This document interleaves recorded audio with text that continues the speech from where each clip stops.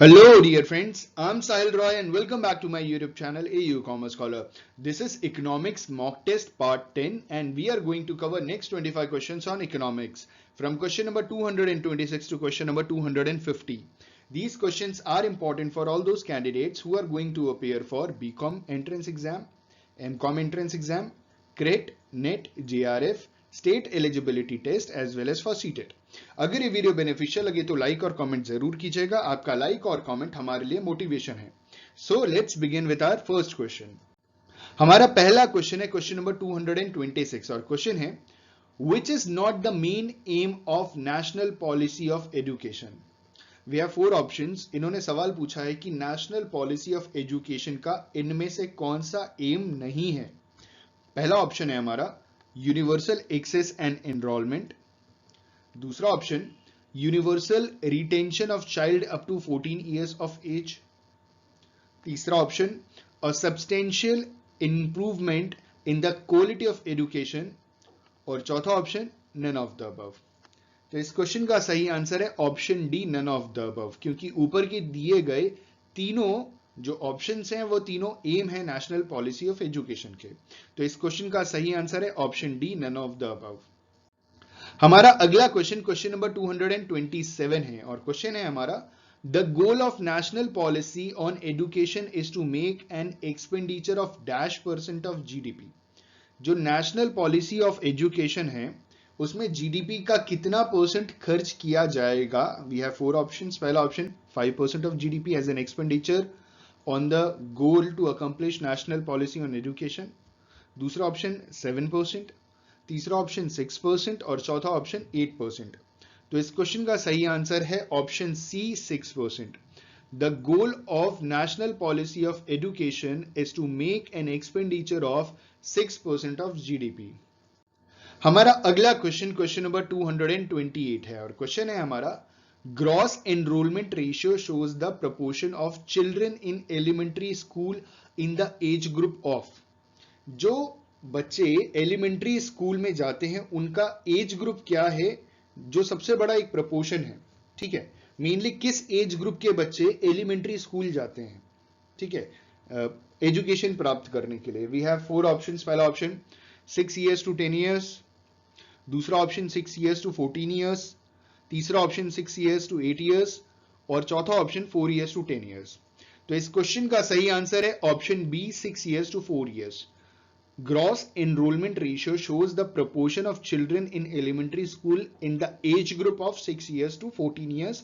Option B is the correct answer for the given question।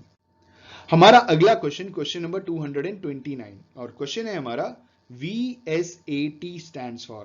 VSAT stands for, ठीक है, full form बताना है VSAT का। We have 4 options. पहला option very small aperture terminal, दूसरा option various small aperture terminal, तीसरा option very small application terminals और चौथा option valuable small aperture terminals. तो इस क्वेश्चन का सही आंसर है VSAT stands for very small aperture terminal। option A is the correct answer for the given question। हमारा अगला क्वेश्चन क्वेश्चन नंबर 230 है और क्वेश्चन है हमारा on an average one post office serves। एक पोस्ट ऑफिस कितने square kilometre को on an averagely सर्व करता है।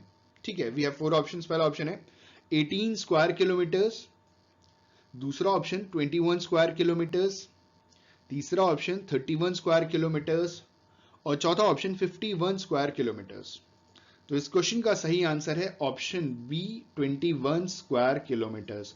On an average one post office serves 21 square kilometre area. Option B is the correct answer for the given question. हमारा अगला question question number 231 है और question है हमारा airport authority of India manages dash number of airports. जो India की airport authority of India है वो कितने एयरपोर्ट्स को मैनेज करती है।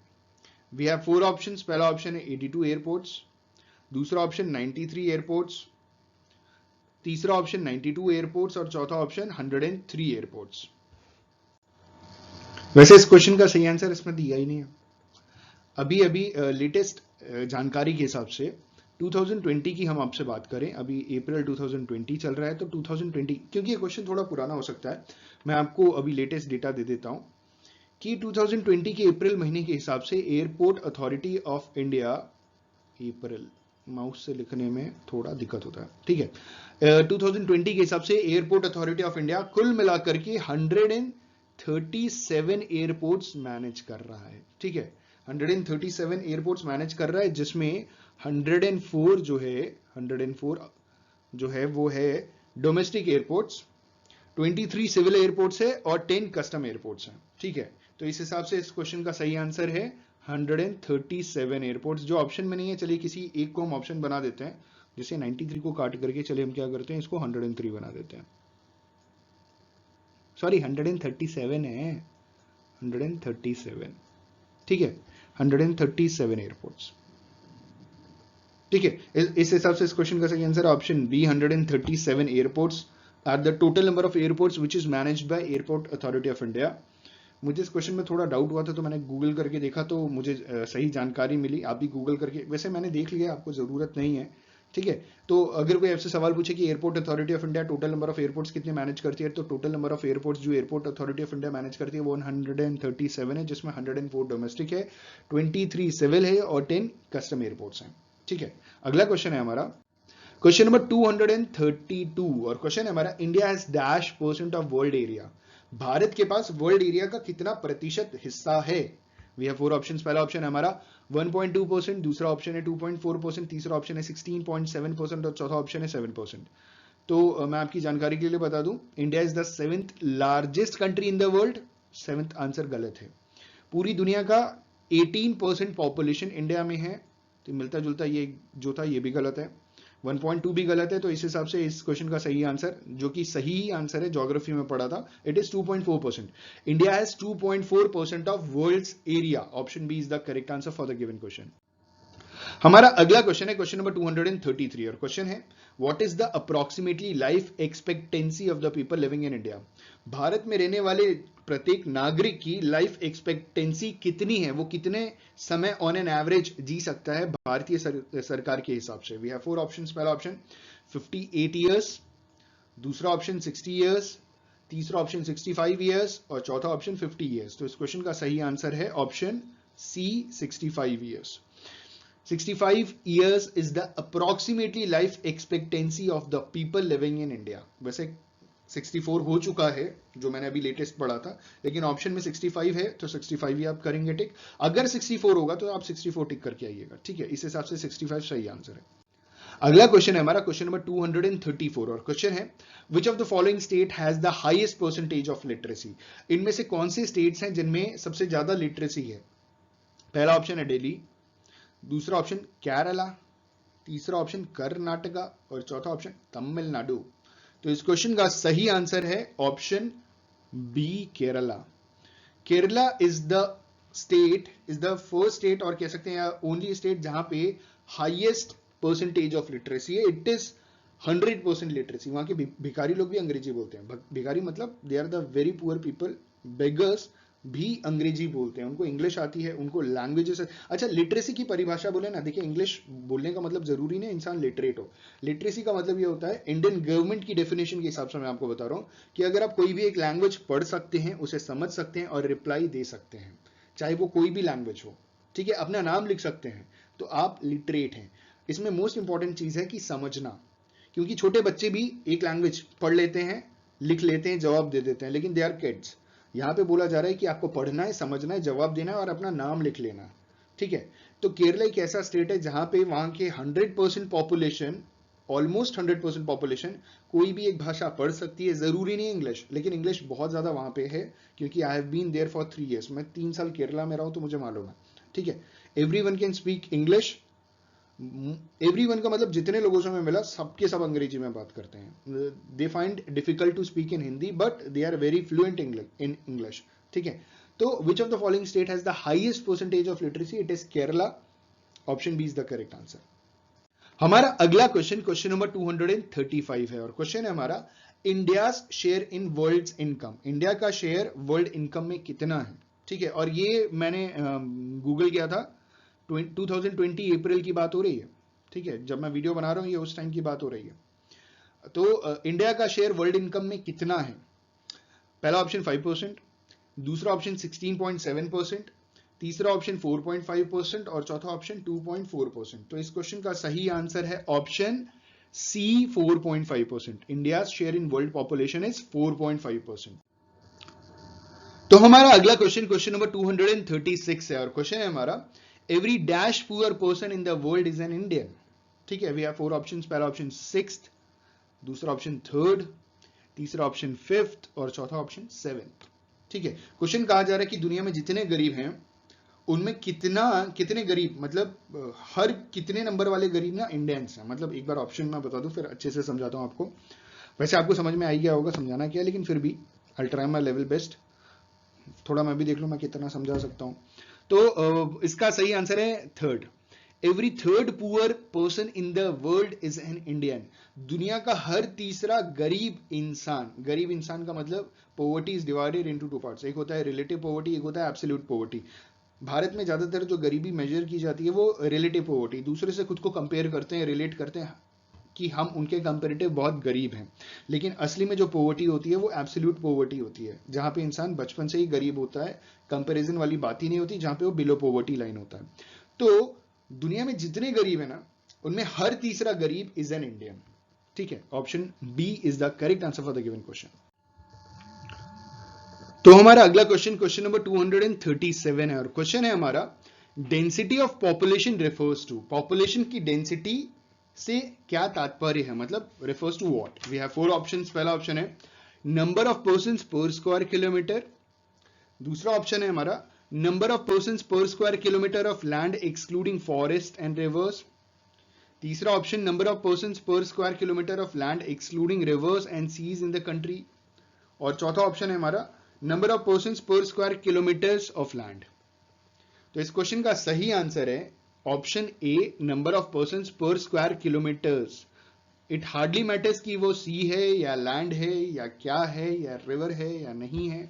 तो डेंसिटी ऑफ पॉपुलेशन का सीधा सा मतलब ये होता है कि number of persons per square kilometre कितने हैं। ठीक है, डेफिनेशन बस इतनी है और कोई बात नहीं कही गई है कि उसमें लैंड आएगा, रिवर आएगा, सी आएगा, क्या नहीं आएगा। तो हम सिर्फ एक ही चीज मान के चलेंगे कि डेंसिटी ऑफ पॉपुलेशन पर स्क्वायर किलोमीटर में कितने लोग रहते हैं, हिंदी में कहते हैं घनत्व। ठीक है, density. Option A is the correct answer for the given question. हमारा अगला क्वेश्चन, क्वेश्चन नंबर 238 है और क्वेश्चन है हमारा, India's present density of population is. India की जो प्रेजेंट डेंसिटी है ना पॉपुलेशन की वो कितनी है एज ऑन अप्रैल 2020, अप्रैल 2020 के हिसाब से। We have 4 options. पहला option 344 persons per square kilometre, दूसरा option 464 persons per square kilometre, तीसरा option 390 persons per square kilometre और चौथा है 440 पर्संस पर स्क्वायर किलोमीटर। तो इस क्वेश्चन का सही आंसर है option B 464 persons per square kilometre. ये एकदम लेटेस्ट डेटा है एज ऑन अप्रैल 2020। इंडिया की प्रेजेंट डेंसिटी पॉपुलेशन की है 464 पर्संस पर स्क्वायर किलोमीटर इन इंडिया। ठीक है, option B is the correct answer for the given question. हमारा अगला क्वेश्चन, क्वेश्चन नंबर 239 है और क्वेश्चन है हमारा, Gini coefficient is often used to measure poverty in. जो जीनी कोफिशिएंट है ना वो जो पॉवर्टी है ना, पॉवर्टी मेजर करने के लिए इस्तेमाल की जाती है किस टर्म्स में। ठीक है, वी हैव 4 ऑप्शंस। पहला ऑप्शन एब्सोल्यूट टर्म्स, दूसरा ऑप्शन रिलेटिव टर्म्स, तीसरा option both A and B और चौथा option none of the above. तो इस क्वेश्चन का सही आंसर है ऑप्शन बी, रिलेटिव टर्म्स। जो जीनी कोफिशिएंट है वो हमेशा इस्तेमाल किया जाता है पॉवर्टी को मेजर करने में in the relative terms. Relative terms में मेजर करने में इस्तेमाल किया जाता है जीनी कोफिशिएंट। ठीक है, हमारा अगला क्वेश्चन है क्वेश्चन नंबर 240 और क्वेश्चन है हमारा, the dash is defined as the number of persons in the labour force per 1000 persons. ठीक है, अभी वी हैव 4 ऑप्शंस, 4 ऑप्शन दिए हुए हैं हमारे। तो इन्होंने बोला इनमें से क्या इस्तेमाल होता है defined as the number of persons in the labour force per 1000 persons.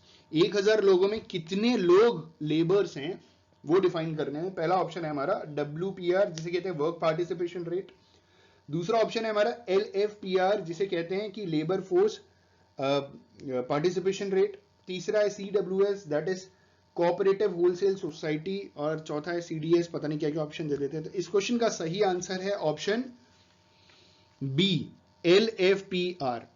The LFPR is defined as the number of persons in the labor force per 1000 persons. ठीक है, option B is the correct answer. Full form में वापस repeat कर रहा हूं। Labour force participation rate, labour force participation rate is defined as the number of persons in the labour force per 1000 persons. हमारा अगला question, question number 241 है, और question है हमारा, an expansion in the supply of a good is caused by a, जो good है उसके expansion, जो सप्लाई का जो एक्सपेंशन है वो किसके द्वारा होता है। We have 4 options. पहला option rise in the price of goods, दूसरा ऑप्शन है fall in the prices of other goods, तीसरा ऑप्शन है fall in the prices of factors of production, और चौथा है ऑल ऑफ द अबव। तो इस क्वेश्चन का सही आंसर है, देखिए जब हम सप्लाई की बात करते हैं तो प्राइस से रिलेटेड होता है। सप्लाई तब एक्सटेंड करता है या तब एक्सपैंड करता है जब प्राइस बढ़ जाता है। ठीक है, अगर आप सप्लायर हैं तो जब प्राइस बढ़ेगा तो आप उसकी सप्लाई बढ़ा देंगे। ठीक है, N expansion in the supply of good is caused by a rise in the price of good. Option A is the correct answer for the given question. हमारा अगला क्वेश्चन, क्वेश्चन नंबर 242 है, और question है हमारा, which of the following has the lowest price elasticity of supply. इनमें से कौन से ऐसे टाइप्स के गुड्स हैं जिनकी सबसे कम प्राइस इलास्टिसिटी ऑफ सप्लाई है। ठीक है, ध्यान दीजिएगा, सप्लाई की बात की जा रही है तो सप्लाई के को अपने ध्यान में रख करके हम इसका जवाब देंगे। We have 4 options. पहला ऑप्शन है लग्जरी गुड्स, दूसरा ऑप्शन नेसेसिटीज, तीसरा ऑप्शन सॉल्ट, और चौथा ऑप्शन पेरिशेबल गुड्स। तो इस क्वेश्चन का सही आंसर है ऑप्शन बी, नेसेसिटीज।